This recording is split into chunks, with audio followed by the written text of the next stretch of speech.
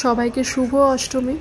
এইবারে পুজোতে আমরা ওয়েস্ট বেঙ্গল যাইনি, হায়দ্রাবাদে আছি। অষ্টমীর পুষ্পাঞ্জলি আমরা করতে পারিনি কারণ আমাদের বাড়িতে একজন মারা গেছে।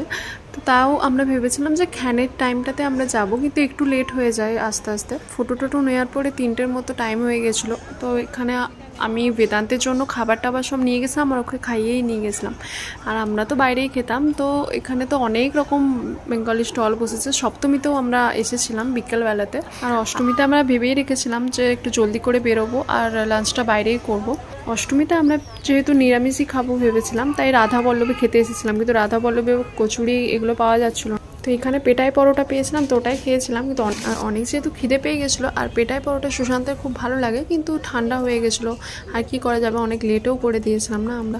তো এটা খাওয়ার পরে আমরা গেছিলাম মিষ্টি খেতে। ওই মিষ্টি, দই, সন্দেশ এগুলো পেয়ে গেছিলাম। তো কিন্তু ওগুলোর ভিডিও একটাও ক্লিপ নেওয়া হয়নি। আর মিষ্টিগুলোই তাও একটু ভালো লাগছিলো। বাকি স্টলে যে খাবারগুলো, আমরা সামনে আর কোনো মণ্ডপ হয়েছে নাকি আমি জানি না, আর দুটো আছে, ওগুলো পরে যাব। তো এখানেই এসেছিলাম আজ আর কাল। এখানে আমি বেদান্তকে যে খাবারটার জন্য নিয়ে গেছিলাম ওটা খাইয়ে দিচ্ছিলাম। তারপরে আমরা বেরিয়ে গেছিলাম অন্য মণ্ডপে।